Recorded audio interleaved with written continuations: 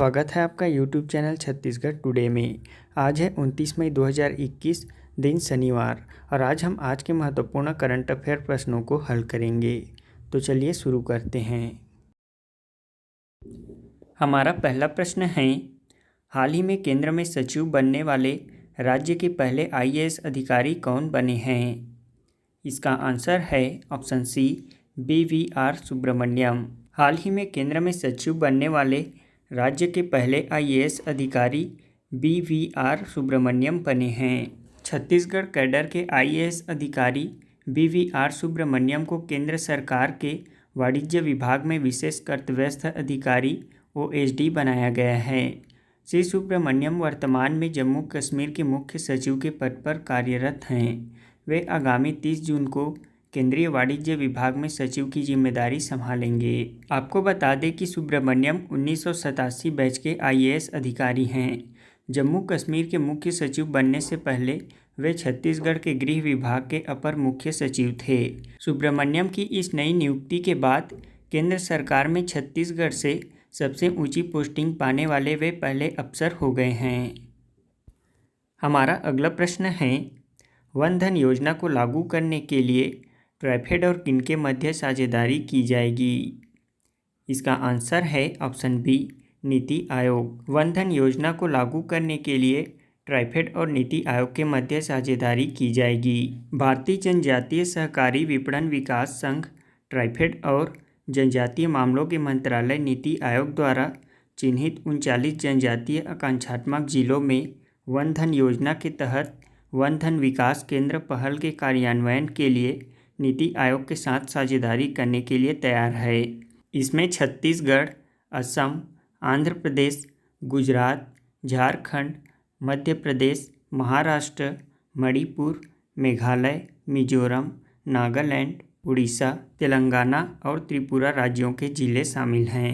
यह साझेदारी वन धन आदिवासी स्टार्टअप या वन आधारित जनजातियों के लिए स्थायी आजीविका के निर्माण की सुविधा के लिए वन धन केंद्रों की स्थापना करके लघु वन उत्पादों के मूल्यवर्धन, ब्रीडिंग और विपणन के लिए एक कार्यक्रम है। इन आकांक्षी जिलों पर विशेष ध्यान दिया जाएगा जहां आदिवासी आबादी 50% से अधिक है। आपको बता दें कि वन धन योजना 14 अप्रैल 2018 को प्रारंभ किया गया था और इसे ट्राइफेड द्वारा लागू किया गया। वन धन स्टार्टअप देश के आदिवासी आबादी के सामाजिक आर्थिक विकास के लिए वन धन केंद्र स्थापित करने में मदद करते हैं। इसके द्वारा मुख्य रूप से वनाच्छादित आदिवासी जिलों में आदिवासी समुदाय के स्वामित्व वाले वन धन विकास केंद्र क्लस्टर स्थापित करने का विचार है। हमारा अगला प्रश्न है, हाल ही में किस भारतीय को अंतर्राष्ट्रीय नारकोटिक्स नियंत्रण बोर्ड का अध्यक्ष चुना गया है? इसका आंसर है ऑप्शन डी जगजीत पवाडिया को। भारत के पूर्व नारकोटिक्स आयुक्त और भारतीय राजस्व सेवा सीमा शुल्क के एक सेवानिवृत्त अधिकारी जगजीत पवाडिया को अंतर्राष्ट्रीय नारकोटिक्स नियंत्रण बोर्ड का अध्यक्ष चुना गया है। यह वियना स्थित संगठन का नेतृत्व करने वाली पहली भारतीय हैं और इस पद को संभालने वाली दूसरी महिला। अंतर्राष्ट्रीय नारकोटिक्स नियंत्रण बोर्ड आपात स्थितियों के दौरान नियंत्रण दवाओं की समय पर आपूर्ति और उन तक पहुंच पर विशेष ध्यान देगा। यह भांग और भांग से संबंधित पदार्थों से नियंत्रण और निगरानी के लिए दिशा निर्देशों के विकास पर भी अपना काम जारी रखेगा। आपको बता दें कि अंतर्राष्ट्रीय नारकोटिक्स नियंत्रण बोर्ड का मुख्यालय वियना, ऑस्ट्रिया में है।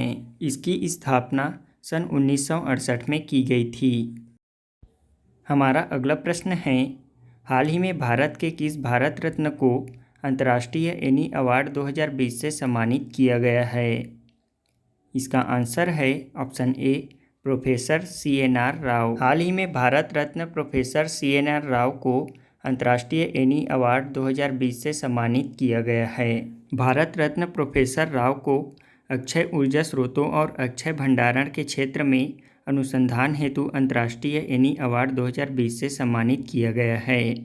इसे ऊर्जा अनुसंधान के क्षेत्र में नोबेल पुरस्कार माना जाता है। प्रोफेसर राव ने पूरी मानव जाति के लाभ के लिए ऊर्जा के एकमात्र स्रोत के रूप में हाइड्रोजन ऊर्जा पर काम कर रहे थे। हाइड्रोजन का भंडारण हाइड्रोजन का फोटोकेमिकल और इलेक्ट्रोकेमिकल उत्पादन, हाइड्रोजन का सौर उत्पादन और गैर धातु उत्प्रेरण उनके काम के मुख्य आकर्षण थे।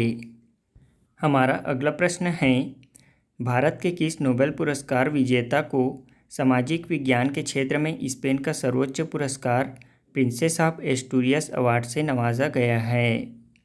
इसका आंसर है ऑप्शन बी, अमर्त्य सेन को। भारत के अर्थशास्त्री एवं नोबेल पुरस्कार विजेता अमर्त्य सेन को सामाजिक विज्ञान के क्षेत्र में स्पेन के सर्वोच्च पुरस्कार प्रिंसेस ऑफ एस्टूरियस अवार्ड से नवाजा गया है। प्रिंसेस ऑफ एस्टूरियस फाउंडेशन ने अमर्त्य सेन को 20 देशों के 41 उम्मीदवारों में से इस पुरस्कार के लिए चुना गया है। इस पुरस्कार को अमर्त्य सेन को उसके सबसे प्रसिद्ध कार्य गरीबी और अकाल के लिए प्रदान किया गया।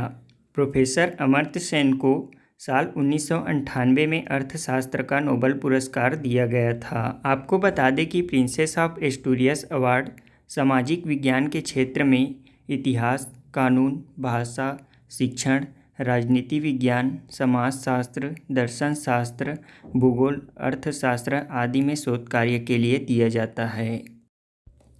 अब हम आज के करंट अफेयर से संबंधित कुछ प्रश्नों को हल करते हैं। हमारा पहला प्रश्न है, सचिव पद के सृजनकर्ता कौन थे? इसका आंसर है लॉर्ड वेलेजली। सचिव पद के सृजनकर्ता लॉर्ड वेलेजली थे। सर्वप्रथम 1799 में केंद्र सरकार में मुख्य सचिव का पद सृजित किया गया था। गवर्नर जनरल लॉर्ड वेलेजली ने 1799 में इस पद का सृजन किया और यही पद व्यवस्था राज्य में भी लागू होती है। राज्य में मुख्य सचिव की नियुक्ति मुख्यमंत्री करता है। आपको बता दें कि प्रशासनिक सुधार आयोग की सिफारिश के पश्चात 1773 से सभी राज्यों में मुख्य सचिव वरिष्ठतम लोक सेवक को बनाया जाता है। हमारा अगला प्रश्न है, ट्राइफेड द्वारा छत्तीसगढ़ राज्य में कितने ट्राइफूड इकाइयाँ स्थापित करने जा रही हैं? इसका आंसर है 10। ट्राइफेड द्वारा छत्तीसगढ़ राज्य में 10 ट्राइफूड इकाइयाँ स्थापित करने जा रही हैं। इसके लिए स्थान चिन्हित करने का प्रस्ताव दिया गया है। खाद्य प्रसंस्करण मंत्रालय के सहयोग से जनजातीय मामले मंत्रालय के ट्राइफेड द्वारा कार्यान्वित किए जा रहे परियोजना के तहत 2 गौड़ वन उपज तृतीयक प्रसंस्करण इकाइयाँ स्थापित की जाएंगी। इसके साथ छत्तीसगढ़ के जगदलपुर की मल्टी कमोडिटी प्रोसेसिंग सेंटर का उपयोग महुआ, आंवला, शहद, काजू, हल्दी एवं अन्य फलों तथा सब्जियों के लिए किया जाएगा। छत्तीसगढ़ राज्य ट्राइफूड इकाइयों के माध्यम से जनजातीय समुदाय की उद्यमशीलता एवं आजीविका के अवसर विकसित करने के लिए अनुच्छेद 275(1) के तहत आवंटित धन तथा जिला खनिज नीति का 10% हिस्सा देने का विचार कर रहा है। फिलहाल ट्राइफेड द्वारा छत्तीसगढ़ राज्य में 10 ट्राइफूड इकाइयाँ स्थापित करने जा रही हैं और इनके लिए स्थान चिन्हित करने का प्रस्ताव भी दिया गया है। इस समय जगदलपुर में ऐसी ही एक इकाई लगाने का कार्य चल रहा है। हमारा पहला प्रश्न है, राज्य में गोधन न्याय योजना के तहत क्रय किए जा रहे गोबर से निर्मित उच्च जैविक गुणों से भरपूर सुपर कंपोस्ट खाद का न्यूनतम मूल्य कितना तय किया गया है? इसका आंसर है ऑप्शन सी, 6 रुपये। हमारा अगला प्रश्न है, छत्तीसगढ़ में बसाहट निवेश व स्थानीय लोगों को अधिक से अधिक रोजगार के अवसर उपलब्ध कराने के उद्देश्य से 50 एकड़ भूमि पर उद्योग की स्थापना की योजना बनाई जा रही है। इन उद्योगों की स्थापना राज्य में कहाँ की जाएगी? इसका आंसर है ऑप्शन डी, नवा रायपुर में। हमारा अगला प्रश्न है, राज्य में छत्तीसगढ़ महतारी दुलार योजना 2021 का अधिसूचित शुभारंभ कब किया गया है? इसका आंसर है ऑप्शन बी, 22 मई 2021 को। हमारा अगला प्रश्न है, भारत छोड़ो आंदोलन और विनोबा भावे के भूदान आंदोलन में उनकी भागीदारी के लिए जाने जाने वाले किस स्वतंत्रता सेनानी का हाल ही में निधन हो गया? इसका आंसर है ऑप्शन बी, H.S. डोरेस्वामी। हमारा अगला प्रश्न है, भारत संयुक्त राष्ट्र शांति सैनिकों के लिए मोबाइल टेक प्लेटफॉर्म लॉन्च करने जा रहा है। इस प्लेटफॉर्म का क्या नाम है? इसका आंसर है ऑप्शन डी, यूनाइट अवेयर। अब हम कल के क्विज का आंसर भी जान लेते हैं। हमारा पहला प्रश्न है, भारत छोड़ो आंदोलन के दौरान नागपुर हाईकोर्ट भवन में तिरंगा किसके नेतृत्व में फहराया गया था? इसका आंसर है ठाकुर रामकृष्ण सिंह के नेतृत्व में।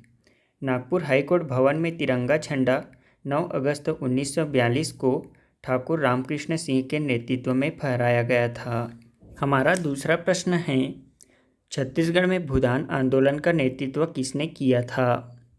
इसका आंसर है ठाकुर प्यारेलाल सिंह ने। छत्तीसगढ़ में सन 1945 में भूदान आंदोलन व सर्वोदय आंदोलन का नेतृत्व ठाकुर प्यारेलाल सिंह ने किया था। हमारा आज के क्विज का प्रश्न है, छत्तीसगढ़ के प्रथम मुख्य सचिव कौन थे? दूसरा प्रश्न है, बोधघाट परियोजना के तहत कितने मेगावाट विद्युत उत्पादन का लक्ष्य रखा गया है?